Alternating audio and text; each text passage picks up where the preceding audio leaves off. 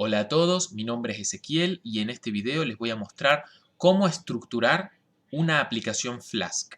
Flask es un microframework de Python orientado a aplicaciones web, especialmente al backend, aunque tenemos algunos elementos también de frontend mediante el sistema de plantillas Jinja 2. ¿Cómo estructuramos nuestra aplicación? El formato estándar es el siguiente. En la carpeta de nuestra aplicación vamos a tener algunos archivos a nivel global y vamos a tener una carpeta donde va a estar todo el código de nuestra aplicación. La carpeta se debe llamar con el mismo nombre que nuestra aplicación. En este caso yo le puse app, pero normalmente coincide con el nombre de la aplicación. En los archivos globales, ¿qué es lo que tenemos? Un archivo run, que es lo que hace falta para ejecutar la aplicación. Uno, cuando quiere ejecutar nuestra aplicación, tendrá que hacer python run.py. Un archivo requirements, donde tendremos las dependencias. Un archivo readme con información adicional sobre cómo usar y cuáles son las configuraciones posibles de nuestra aplicación. Un archivo config con los datos internos de configuración y un archivo env con nuestras variables de entorno.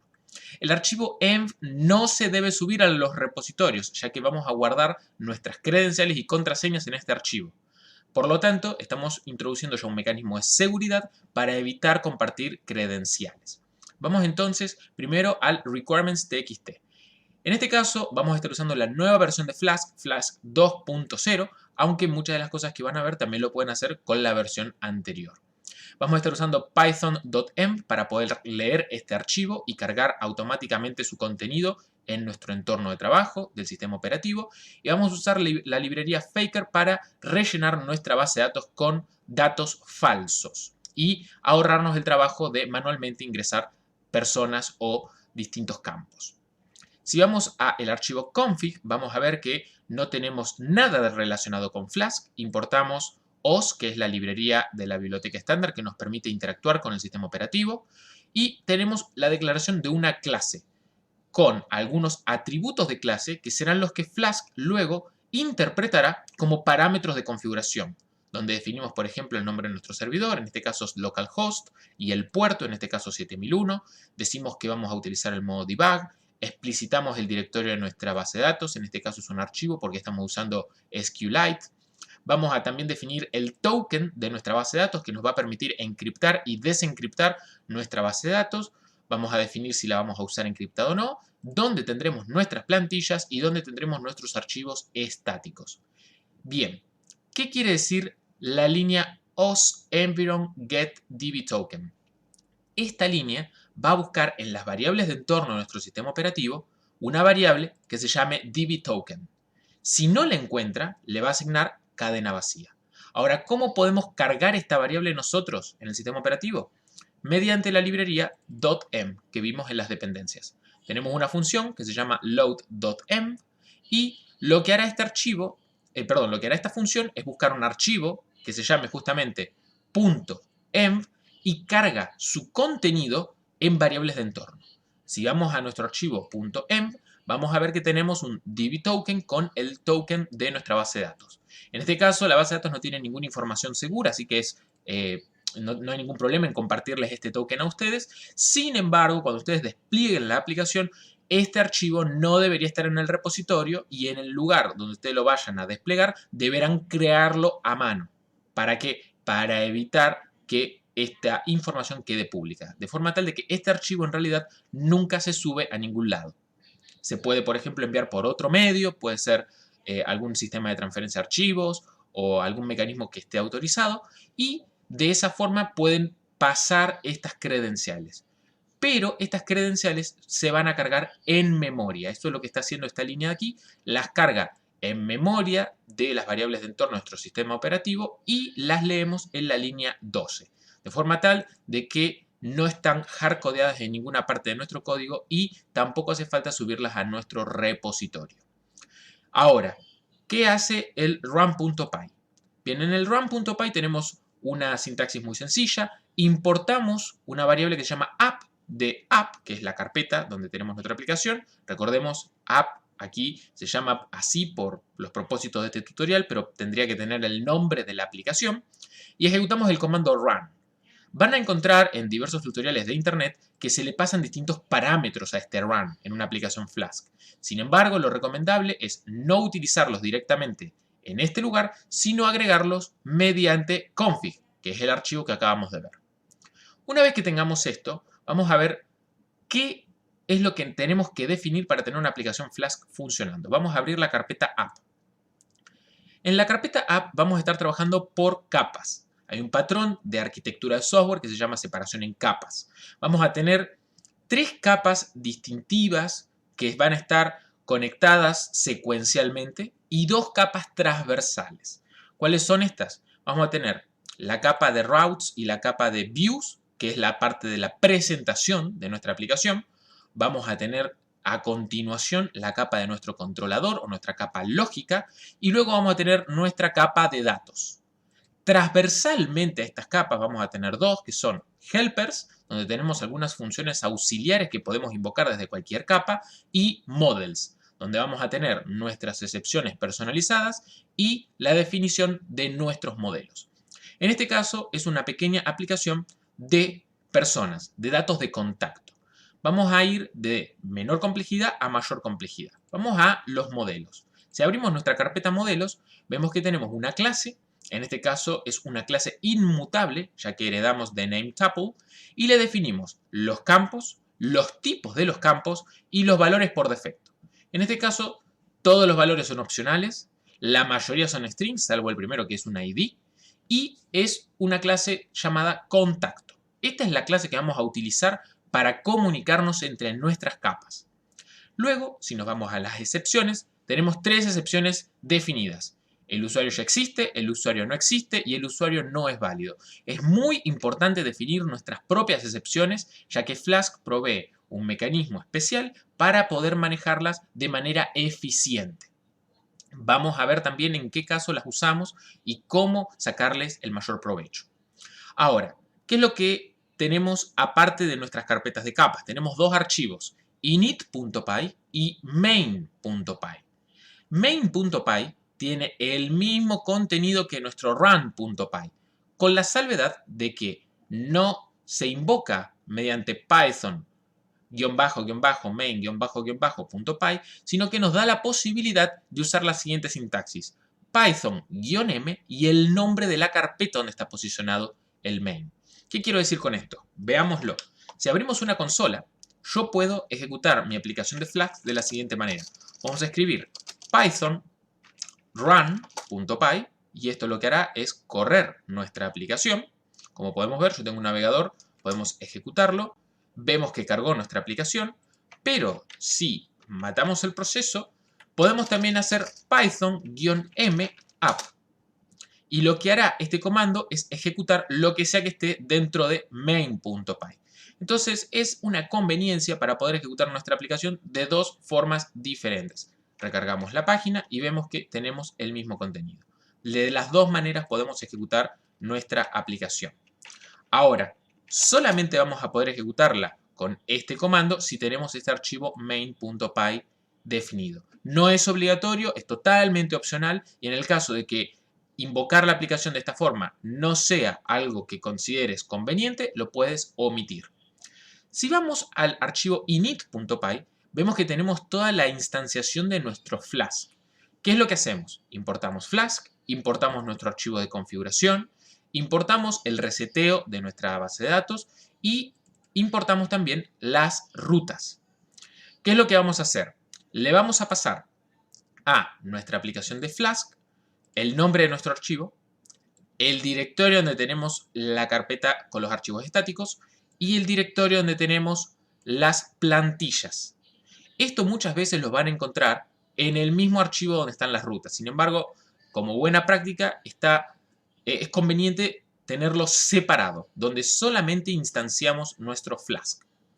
Luego vamos a agregarle la configuración mediante app.config from object y entonces le pasamos el nombre de la clase, no una instancia, sino el nombre de la clase.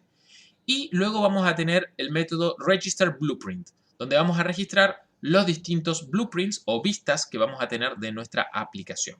Finalmente, vamos a reiniciar la tabla de la base de datos para asegurarnos que tenemos siempre las mismas entradas. Esto, por supuesto, una vez que la aplicación ya esté testeada, será removido. Muy bien, vamos entonces a analizar lo primero. ¿Qué quiere decir routes y qué son estas tres variables? Bien, vamos a routes. Tenemos varios archivos en routes y para poder hacer el import de esta forma vamos a tener un init.py también dentro de routes. Lo que hace es centralizar todos nuestros blueprints. Entonces vamos a poder importar desde routes lo que nosotros querramos desde nuestro init global sin necesidad de conocer los nombres de cada uno de los archivos. También podríamos haber hecho, por ejemplo, from.routes.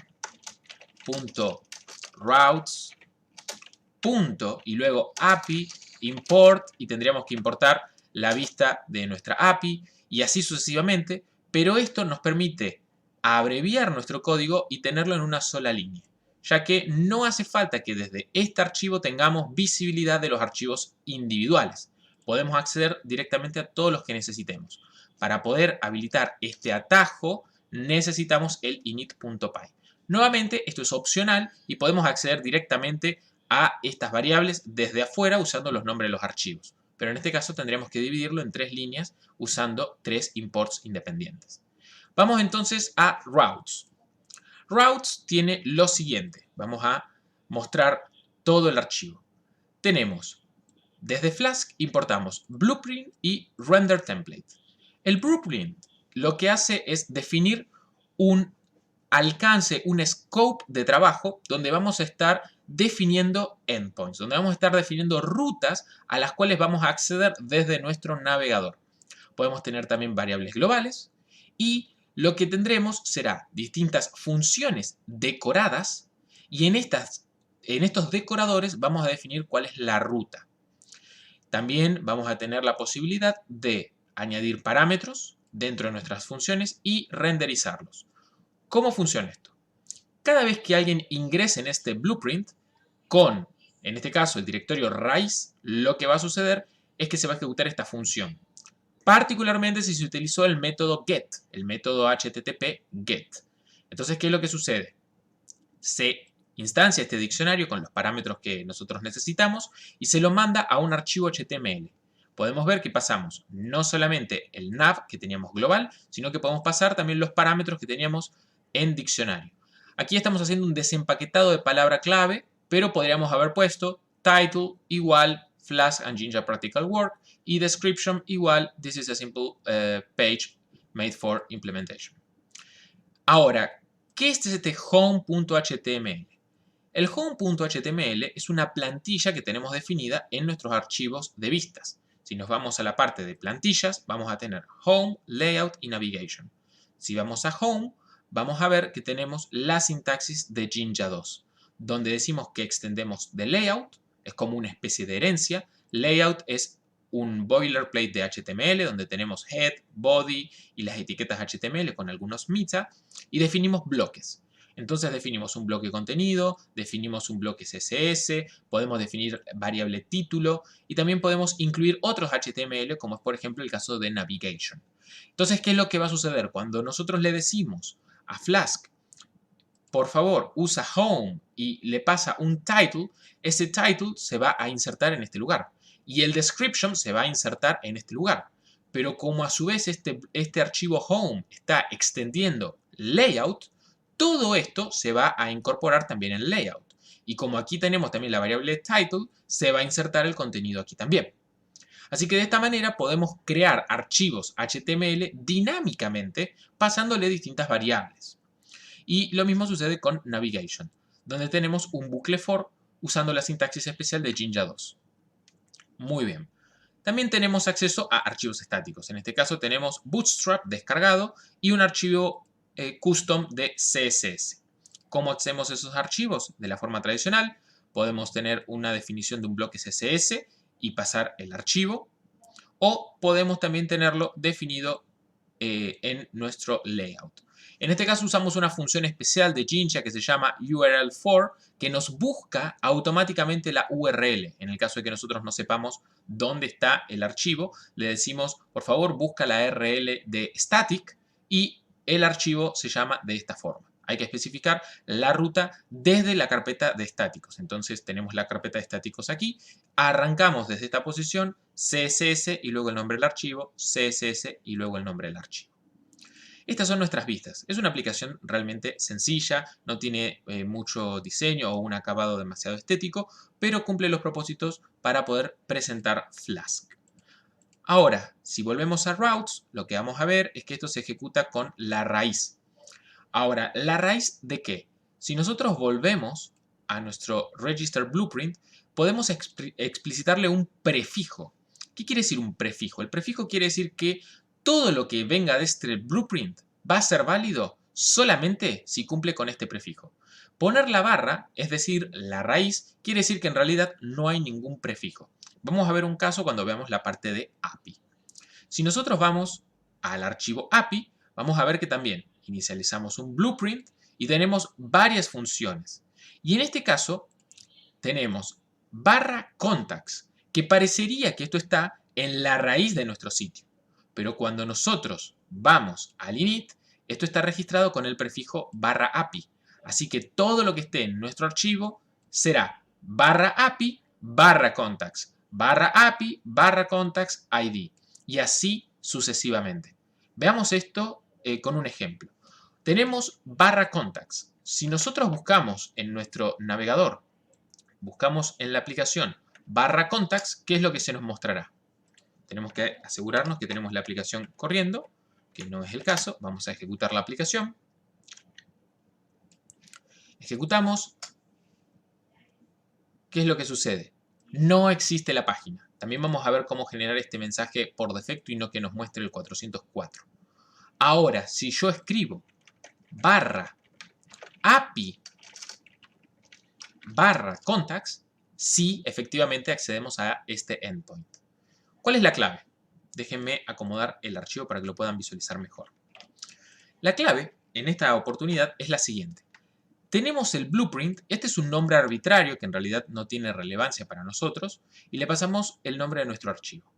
Definimos cuáles son nuestros distintos endpoints y en el init global vamos a definirle el prefijo. Entonces vamos a trabajar del mayor nivel de profundidad al menor nivel de profundidad cuando se trata de las vistas. Y fíjense que esta es la vista de presentación. ¿Cómo vamos a interactuar con nuestra base de datos? Bien, la respuesta corta es no lo vamos a hacer. Desde la vista de presentación interactuamos con una capa intermedia de controlador o lógica. Tenemos, recordemos, capa de presentación, capa de lógica y capa de datos. Entonces, ¿qué es lo que vamos a hacer? Vamos a importar el controlador de los contactos. Y en el controlador vamos a tener una función que se llama lists. Entonces, nos va a devolver las listas de nuestros usuarios. Luego estas listas, si necesitamos hacer algún formateo especial, lo vamos a hacer aquí. Y vamos a devolver la versión pasada a JSON de esta lista. Y es efectivamente lo que nos retorna en la salida de nuestra URL.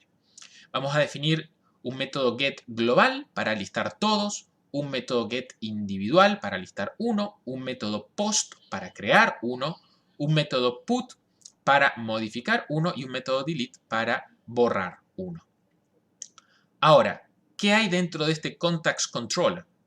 Ahora lo vamos a ver, pero otra cuestión interesante es, tenemos este contact que está desde los modelos. ¿Qué hace este contact? Este contact nos permite instanciar nuestras clases y pasarle a la capa del controlador un objeto de tipo contact. Y esto es importantísimo. En la capa de presentación, nosotros no vamos a pasarle a la capa del controlador los datos puros. Es decir, cuando nosotros recibimos una consulta desde el cliente, vamos a recibir todos los datos, por ejemplo, provenientes de un formulario. Bueno, es responsabilidad de la capa de presentación convertir esos datos en un objeto de negocio, que en este caso el objeto es contact, y pasarle a la capa inferior, en este caso el controlador, ese objeto. Entonces, el controlador no tiene por qué saber que esto venía de un formulario o de que esto tenía originalmente un formato JSON. El controlador solamente debería interactuar con clases de tipo contact, que es lo que estamos haciendo aquí. Lo pueden ver. Leemos los datos de un formulario, los mostramos para cerciorarnos de que sean los correctos y para tener un registro en consola. Y vamos a instanciar un objeto de tipo contact pasándole un mapeo que tenemos que hacer nosotros manual, diciendo este campo en el formulario corresponde con este campo de nuestra clase y así sucesivamente, pero esto solo lo hace la capa de presentación, ya que no le corresponde a la capa de lógica o controlador saber estos detalles. ¿Por qué? Porque estos campos están definidos en el HTML y el HTML forma también parte de la capa de presentación y es lo mejor mantener las responsabilidades aisladas. Lo mismo se aplica para el resto. De igual forma, si nosotros queremos borrar un contacto y tenemos solamente el ID, no vamos a enviarle el ID a la capa inferior. Vamos a crear un objeto cuyo único campo sea el ID y vamos a pasarle ese objeto a la capa de abajo. De forma tal de que la capa controlador solo interactúa con objetos de tipo contacto, de tipo contact. No va a interactuar ni con listas de IDs, ni con listas de primer nombre, ni con listas de identificadores, nada. Va a interactuar únicamente con objetos de tipo contact o listas o colecciones de objetos de tipo contact. Ahora, ¿qué tenemos en este controlador? Vamos a inspeccionar. Si abrimos nuestra carpeta y vamos a nuestro controlador, veremos que los métodos en realidad son muy sencillos. Tenemos el tipado, que en este caso vamos a usar el tipo lista, y vamos a importar nuestra base de datos, nuestra capa de base de datos. Vamos a importar contact, porque es lo que necesitamos crear y manipular, y vamos a importar algunas funciones adicionales, algunos helper. Ahora, ¿cómo vamos a utilizar esto? De la siguiente forma. Siempre que sea posible, explicitar los tipos para poder tener ayudas en nuestro editor. Y vamos a recibir un objeto de tipo contact. ¿Qué es lo que vamos a hacer? Vamos a invocar una función de helper que nos va a formatear correctamente el nombre. Vamos a validar que tengamos los campos que nosotros necesitamos. Y luego lo vamos a crear, actualizar, borrar, listar o detallar. Ahora, fíjense que en este caso, helper es una función que también toma objetos de tipo contact. Es decir, entre las capas, lo único que se puede pasar o debería pasarse son objetos de tipo contact o, en este caso, objetos del tipo que tengamos definido en nuestros modelos. Si vamos a helper, vamos a encontrar funciones muy sencillas como validar un contacto, formatear un nombre o verificar si el email es válido. Nada que tenga que ver específicamente con Flask. De hecho, en los imports vemos que no tenemos nada de Flask. Sin embargo, sí vamos a utilizar una de nuestras excepciones, userNotValid, para el método validateContact, donde decimos si el mail no es válido, este usuario no es válido, con un mensaje explicativo. Y en el caso de que no tengan los campos necesarios, vamos a hacer también un control diciendo user is not valid. ¿Por qué? Porque nos están faltando algunos campos. Ahora, fíjense que en la capa del controlador, aquí estamos levantando dos excepciones, pero en la capa del controlador no tenemos ningún try except. ¿Por qué? Porque las excepciones lo que corresponde es que se eleven hasta la última capa para poder mostrársela al usuario, ya que estas excepciones en particular son excepciones que impiden continuar con el flujo de ejecución del programa. ¿Cómo se capturan esas excepciones? En routes teníamos un archivo adicional que no vimos todavía, que es el errors. Y Flask tiene métodos especiales para manejar los errores. Nuevamente definimos un blueprint e importamos todas nuestras excepciones. Y ahora, en vez de definir endpoints, vamos a definir lo que se llaman manejadores de excepciones. ¿Qué quiere decir esto? Son funciones que se van a ejecutar cuando tengamos un error específico. Entonces vamos a definir un código de error especial para el user not found, en este caso 404, un código de error para el user not valid y para el already exist, que en este caso es el 409, y también para el error genérico 404. Como vamos a querer devolver una respuesta de tipo JSON, lo que haremos es tener una función auxiliar que formatee un mensaje mostrándonos el tipo de error y el mensaje de error. Este mensaje de error que estamos mostrando aquí es el que en helper habíamos pasado a nuestra excepción. Entonces, esto que estamos escribiendo lo va a ver directamente el usuario. En este caso a través de un JSON, pero podría ser también con otra presentación. ¿Cómo se ve esto en términos prácticos? Veamos, aquí tenemos un usuario con ID 1. Si nosotros escribimos contacts barra ID barra 1, nos mostrará este contacto. Ahora, si escribimos ID 2, nos mostrará el segundo contacto. Si escribimos ID 32, ¿qué nos va a decir? User not found. Y nos va a decir no user with ID 32. Si nosotros vamos más allá e inspeccionamos con las herramientas de desarrollo de Google, nos vamos a Network y volvemos a solicitar, lo que vamos a ver es que esta página en particular devuelve un error de tipo 404, que es lo que a nosotros justamente nos interesaba. User not found, o en este caso el error es not found. Entonces somos consistentes no solamente con nuestro mensaje, sino con nuestro código HTTP. ¿Cómo seteamos el código HTTP? En nuestro archivo errors, lo seteamos dentro de nuestro manejador de excepción. Y le pasamos el código que nosotros creamos que es el más conveniente. Muy bien, esto lo que hace es manejar todas las excepciones que tengamos en nuestro programa en el último nivel, en la última capa. Y no tengamos nosotros que preocuparnos en capas inferiores de estar elevando mensajes de error. Es decir, en nuestros archivos vamos a manejar siempre el camino feliz, el camino básico de ejecución. Y todos los caminos alternativos van a ser manejados con excepciones que van a ser capturadas en el nivel más alto de nuestra aplicación por Flask. Y no vamos a tener que usar try except en nuestra aplicación, salvo que esa excepción o ese error se pueda corregir. En este caso, el hecho de que el usuario no exista no es un error que se pueda corregir. Por lo tanto, no hace falta un try except. Queremos elevarlo y que se lo muestre al usuario. Muy bien. ¿Qué es lo que sigue? Tenemos también un archivo para nuestra base de datos. Tenemos método create, método update, método delete, list all y details. Y aquí hay algo muy importante. Uno puede estar tentado a no utilizar esta capa intermedia con el siguiente razonamiento. Bueno, yo quiero borrar a un usuario. ¿Qué sentido tiene tener un método en la capa de controlador que se llame delete y que reciba un contacto y que lo único que haga sea pasarle ese contacto a una capa inferior con el mismo nombre?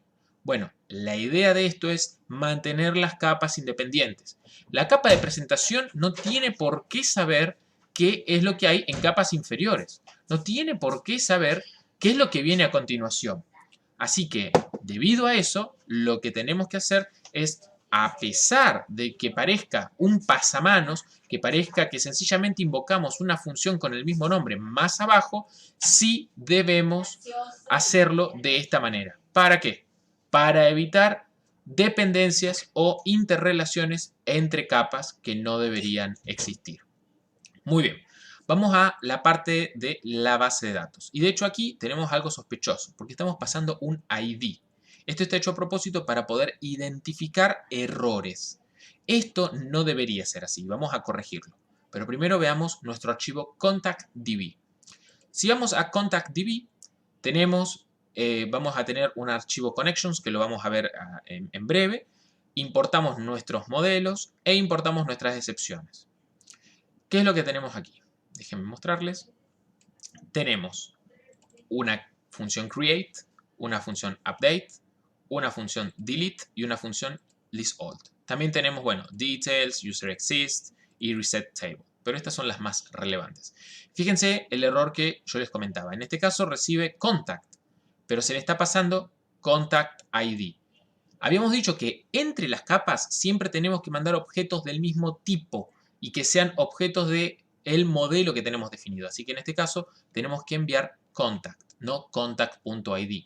A pesar de que para la base de datos lo único que sea relevante sea el ID, no nos tiene que importar en la capa de negocio. Tenemos que pasar todo el objeto con toda la información disponible que tenemos. Y que sea la capa de datos la que diga, de este objeto lo único que me interesa es el ID, voy a usar el ID.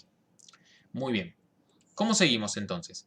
En la capa de datos tenemos el método create, recibe un contacto de tipo contacto y en este caso vamos a invocar la función userExist, verifica que el usuario exista. En el caso de que exista, ¿qué es lo que va a suceder? No lo va a poder crear, así que levantamos una excepción. Y en la capa de controlador nosotros no tenemos un try except. ¿Por qué? Porque si el usuario existe no hay nada que podamos hacer. quiere decir que se termina el flujo de ejecución y se debe devolver un error. El usuario ya existe con este correo. Luego vamos a definir una query, que es lo que va a enviarse a la base de datos, y vamos a desempaquetar nuestro contacto como un diccionario. Y vamos a tener una serie de métodos auxiliares. En este caso tenemos fetch last row ID, tenemos también fetch none, tenemos fetch one y tenemos fetch all. Estos son atajos para no tener que estar conectándonos directamente a la base de datos y estar abriendo y cerrando las conexiones. Ahora vamos a ver cómo se hacen cada uno de estos métodos. Pero la idea básicamente es definir nuestra query, nuestra consulta, definir los parámetros de nuestra query o nuestra consulta y enviárselos a una función que ya sí es de bien bajo nivel, que va a ser la que ejecute la query en la base de datos. En este caso nos devuelve el último ID. ¿Y qué vamos a hacer? ¿Vamos a devolver la ID? No. Vamos a modificar el diccionario que teníamos antes, creamos un nuevo objeto de tipo contacto y devolvemos un objeto de tipo contacto. Porque las capas no solo tienen que recibir objetos de tipo contacto, sino también devolver objetos de tipo contacto. Si nos vamos al update, es lo mismo, verificamos que el usuario, en este caso al revés, que el usuario no exista, porque si el usuario no existe, no lo vamos a poder modificar. Definimos la query, definimos sus parámetros y lo enviamos a la capa de bajo nivel. En este caso se retorna el mismo objeto que se envió, ya que no debería haber cambios. Luego tenemos, para el caso de delete, lo mismo. Y en este caso los parámetros sí podemos pasar contact.id porque las funciones fetch none, fetch all, fetch one son de bajo nivel. Por lo tanto ya no dependen de nuestro modelo de negocio. Y list all hace exactamente lo mismo. Tenemos un select, hacemos un fetch all. En este caso no hay parámetros. Y vamos a combinar los resultados en una lista. Y fíjense, la base de datos nos va a dar una serie de registros, de records. Nosotros, desde la capa de datos, tenemos que enviarle a la capa de controlador o de lógica una lista de tipo contacto. Así que es responsabilidad de la capa de datos traducir lo que sea que esté en nuestra base de datos en objetos de negocio que pueda entender el resto de las capas. Así que en este nivel vamos a instanciar un objeto de tipo contacto, vamos a añadirle una lista y vamos a devolver una lista de contactos, porque es lo que la capa de negocio esperaría recibir. Y definimos, por supuesto, que la firma es efectivamente una lista de contactos. Lo mismo para el detalle, para el usuario existe.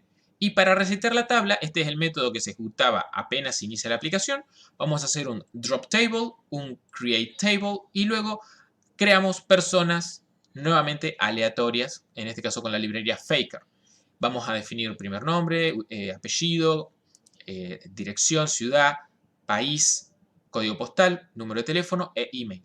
Los vamos a definir como un objeto de tipo contacto. Y vamos a crear un usuario de prueba y este usuario de prueba lo vamos a mandar al método create que tenemos definido más arriba. Entonces, ¿qué es lo que quiere decir? Hay un solo lugar donde vamos a estar trabajando directamente con datos que no son contacto. Y es en nuestro archivo connection, que es donde interactuamos con la base de datos porque hasta ahora todo este archivo es un archivo de nivel intermedio donde tenemos las consultas y tenemos los objetos de tipo contacto, pero no sabemos todavía qué base de datos tenemos. No especificamos datos de cursor, de conexión, si nuestra base de datos está en memoria, si está en disco, si es remota, si es local, nada de todo eso. Porque asimismo dentro de la capa de datos tenemos un nivel de abstracción. Tenemos el archivo que se conecta con la base de datos y tenemos las consultas específicas de en nuestras entidades de negocio. En este caso la entidad de negocio es contacto y tenemos ContactDB. Si tuviéramos otra entidad, tendríamos otro archivo -db donde tendríamos las consultas correspondientes a esa entidad que sean relevantes para nuestra aplicación. Pero todas funcionarían con el fetch one, fetch all, fetch none. Si nos vamos entonces a connection, vamos a ver qué es lo que tenemos. Vamos a tener las funciones que vimos antes, fetch one, fetch all, fetch none y fetch last row ID. Y lo que hacen estas funciones es obtener el cursor de nuestra base de datos. En el caso de que no se le hayan pasado parámetros, los parámetros se inicializan con una lista vacía y ejecutan la consulta que se le pasó con los parámetros que se le pasaron. Y en el caso de que sea fetch one, bueno, devolver el primero. En el caso de que sea fetch all, devolver a todos. Pero en este caso devuelve los registros. ¿Por qué es necesario hacer este nivel de abstracción y no podemos hacer esto directamente en ContactDB? Porque en este archivo vamos a estar abriendo y cerrando nuestras conexiones. Y no queremos que ContactDB sea responsable de abrir y cerrar las conexiones. El abrir y cerrar la conexión debería ocurrir en un único lugar para que nosotros nos aseguremos que a lo largo de toda nuestra aplicación se abren y se cierran las conexiones y no estemos expuestos a introducir errores por dejar conexiones abiertas. ¿Cómo se abre y se cierra una conexión? En este caso definimos una función auxiliar que se llama getCursor, donde vamos a tener una conexión, en este caso con SQLite, la definimos en nuestro directorio de la base de datos, que lo leemos desde config, es decir, lo leemos desde el nivel más alto de nuestra aplicación. Ya teníamos definido el directorio de nuestra base de datos, donde nosotros queríamos la base de datos. Nos conectamos, definimos el cursor de esa conexión y lo que vamos a hacer es un manejador de contexto, un context manager, donde devolvemos el cursor. Y aquí sí tenemos un try finally. ¿Por qué? Porque en este caso sí nos interesa manejar la excepción y asegurarnos de que la conexión se cierre. Entonces, vamos a devolver este cursor y cuando se haya ejecutado todas las consultas que correspondan, vamos a hacer un commit. Y ya sea que esto falle o que no, vamos a cerrar nuestro cursor y cerrar nuestra conexión. Entonces, ¿cómo se accede a este getCursor? Mediante el with getCursor, asCursor, y nosotros ya tenemos el cursor instanciado, la conexión abierta y podemos ejecutar directamente nuestras consultas en la base de datos. ¿Cómo hacemos? Porque esto en Python es un generador. ¿Cómo convertimos un generador en un context manager? Usando la biblioteca estándar de ContextLib, tenemos Context Manager y lo decoramos. Con el decorador Context Manager convertimos esto en un manejador de contexto. Ahora, van a ver que aquí, en este caso, tenemos Encrypt Decrypt, que es una funcionalidad opcional que no es necesariamente la mejor forma de introducir seguridad, pero lo preparé para mostrarles cómo podemos incorporar algún aspecto de seguridad en nuestra base de datos. También es un decorador y lo importante es aprovecharse de esta sintaxis especial de Python. En este caso, si yo quiero encriptar mi base de datos, solamente tengo que añadir un decorador en una función que ya de por sí cumple con su propósito y obtengo toda esa funcionalidad adicional. En este caso está en el archivo security y si vemos el archivo security es algo muy inocente este tipo de encriptación porque lo que hacemos es desencriptar la base de datos y luego volverla a encriptar. Y tenemos la misma sintaxis que teníamos antes. En este caso tenemos la forma tradicional de definir un decorador. Vamos a desencriptar la base de datos, ejecutar lo que sea que haga nuestro cursor y luego volver a encriptarla. Esto no es 100% seguro. ¿Por qué? Porque mientras se ejecuta la consulta, nuestra base de datos no está encriptada. Pero la idea es que cuando nuestra aplicación termina de ejecutarse o en todo momento donde no se están haciendo consultas a la base de datos, nuestra base de datos está encriptada. ¿Tiene beneficios esto? Bueno, la verdad es que no es la mejor manera de hacerlo, pero sirve para ilustrar cómo podemos nosotros leer el token de la base de datos, ya que para desencriptarla hace falta un token especial, que sería la contraseña, la clave, la llave de la encriptación, y esta clave está en el archivo env que nosotros dijimos que no vamos a subir a ningún lado. Quiere decir de que si yo estoy trabajando local con mi base de datos y accidentalmente subo mi base de datos a GitHub, por ejemplo, la base de datos va a estar encriptada. Y si yo puse el archivo .env fuera del repositorio de Git, es decir, dentro del Git ignore, nadie, por más que pueda descargar la base de datos, va a poder acceder. Entonces, no se trata de seguridad online, de seguridad que va a impedir que alguien acceda a mi base de datos si tiene acceso al sistema de archivos, sino que es una cuestión de seguridad más bien pasiva, donde cuando la aplicación no se está ejecutando, los datos están encriptados y para desencriptarlos hace falta acceso a esta clave. No obstante, este método es bastante ineficiente, ya que a medida que el archivo sea más grande, para cada consulta se va a desencriptar y se va a encriptar. Sin embargo, para el caso que tenemos en esta situación, es más que suficiente para mostrar cómo implementar un nivel básico de seguridad. Y con esto recorrimos todos los archivos que teníamos en nuestra aplicación de Flask. Teníamos, recordemos, la capa de presentación con routes y views. Tenemos nuestro modelo con exceptions y models. Nuestra capa de controlador con controller y context controller. y nuestra capa de datos. Y opcionalmente tenemos nuestras funciones adicionales de helper. Hay muchas veces que se plantea ¿por qué estas funciones no las incluimos dentro de nuestros modelos? Bueno, en realidad es una cuestión de diseño. No hay ninguna regla que nos diga esto debería estar en los modelos o esto debería estar afuera. La idea es, si la función representa una funcionalidad global de la aplicación que se puede usar en varias capas, puede que sea conveniente tenerla como una helper function. Pero si es algo intrínseco del objeto de la entidad de negocio, puede tener sentido tenerlo como un método de instancia. Cualquiera sea el enfoque, es correcto. En este caso estamos utilizando un paradigma funcional donde, si bien tenemos un objeto, todas nuestras funciones son puras. Es decir, ninguna función modifica estado externo a los parámetros que recibe.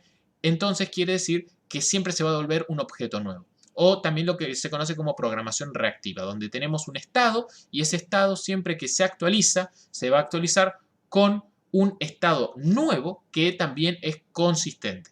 De forma tal de que si ocurre algún error, el estado actual de la aplicación siempre es consistente y todos los errores están contenidos dentro del alcance de la función donde se produjo el error. De esta forma podemos estructurar nuestra aplicación de Flask. En Internet van a poder encontrar cómo todo esto se puede hacer dentro de un archivo, pero la realidad es que en aplicaciones del mundo real, aplicaciones complejas, es muy difícil mantener todo en un solo archivo. Con este enfoque, con esta división, todos nuestros archivos tienen aproximadamente menos de 100 líneas, que es lo ideal para poder mantener un proyecto dentro del alcance y que sea fácil de mantener y de modificar.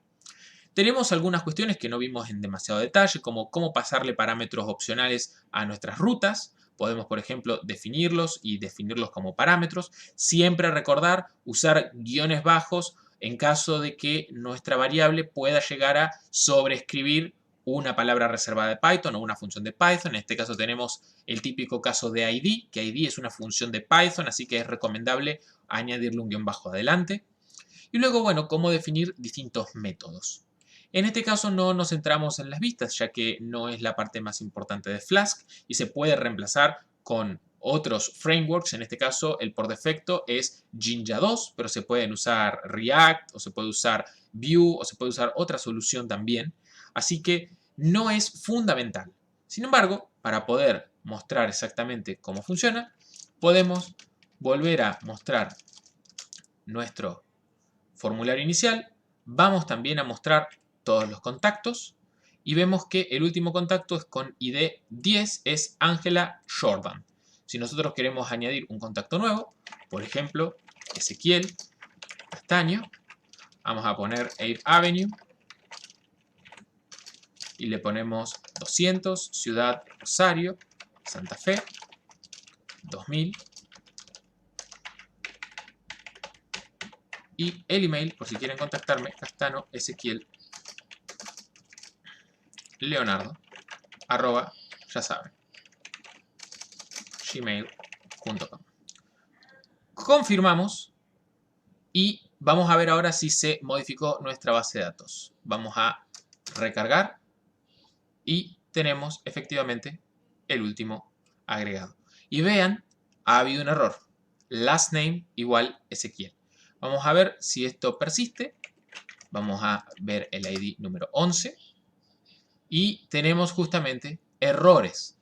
Y por esto, ¿qué es lo que les quería mostrar? Flask, recuerden que cuando nosotros pusimos la configuración, el modo debug, el modo debug, lo que va a hacer es que el error nos lo va a mostrar en HTML y formateado. Normalmente esto no sería así, porque lo que debería suceder es que nos muestre error 500 y que no veamos más nada. Ahora intentemos solucionar este error. La idea era poder mostrar cómo se soluciona un error en nuestra aplicación de Flask. Entonces el error está en getDetails. Dice que getDetails obtuvo un parámetro de palabra clave no esperado que era ID-bajo. No vamos a poder acceder a él directamente desde el navegador, pero sí desde nuestra consola. Abrimos la consola, buscamos, tendríamos que tener el mismo error en la consola. ¿Y cómo hacemos para encontrar el error? Normalmente en Python los errores están al final del stack trace. el stack trace termina aquí. Entonces, get details got an expected keyword argument ID. Donde tenemos el método getDetails, subimos hasta encontrar la función que lo invoca. Donde lo tenemos. API, Whiskey, Dispatcher. Bien, en este caso no tenemos un acceso rápido a la función. Podemos usar Ctrl+Shift+F, buscamos la función getDetails y la tenemos en nuestra API.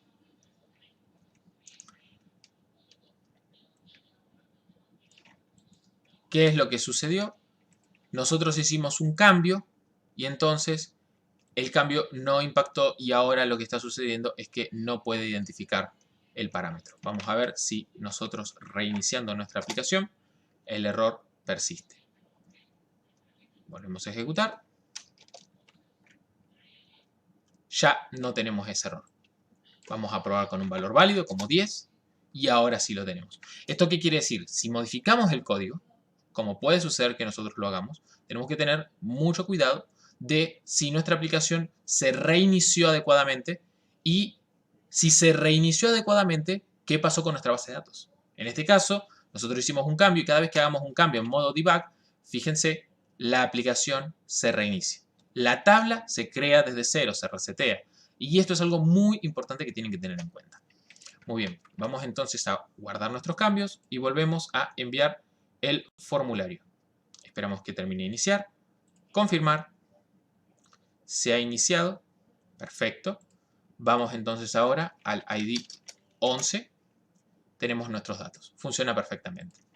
Vamos a sacarle el 11 para mostrar todos los contactos. Tenemos todos los contactos. ¿Qué es lo que ocurrió? Siempre que estemos programando una aplicación web que tenga esta función de hot reload, que tenga esta función de actualizarse automáticamente con los cambios, tenemos que ser conscientes de que si cambiamos el nombre de un parámetro, como Python es un lenguaje interpretado, y como Python va a cargar toda la aplicación en memoria primero, en un momento dado, ¿qué fue lo que sucedió? Yo le saqué el guión bajo. Entonces se reinició la aplicación y le volví a agregar el guión bajo, pero quedó reiniciada con el valor anterior, con el valor sin el guión bajo. Entonces eso produjo de que la aplicación haya quedado en un estado en el que había un error. ¿Esto a qué se debe? Aquí hice varios cambios en poco tiempo. ¿Cómo pueden evitar que esto suceda? Pueden presionar Control S para guardar el archivo y asegurarse que se reinicie en el momento que ustedes lo desean. Esto es algo opcional y pueden tenerlo en cuenta cuando estén desarrollando.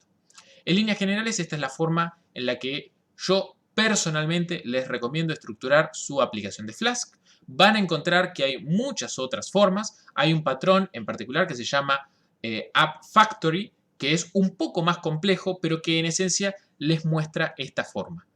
Otra metodología es no usar los blueprints y usar directamente el objeto app. Esa es una alternativa, pero el problema es que tienen que romper un patrón de Python, que es que todos los imports tengan que estar arriba. Para poder usar la forma con app directamente, tienen que o recurrir a un solo archivo o llevar este import abajo, lo cual es justamente en contra de los principios de las buenas prácticas de Python. Por eso pienso que utilizando los blueprints uno se ahorra ese hack, esa mala práctica y mantiene el código sencillo y fácil de mantener. Si bien son muchos archivos, es la verdad, la mayoría son realmente breves y son muy fáciles de entender, muy fáciles de mantener y de modificar. Y si nos ponemos a buscar el archivo más largo que tenemos 130 líneas. Y es justamente el archivo que nosotros esperaríamos que tuviera estas líneas por la cantidad de consultas de la base de datos.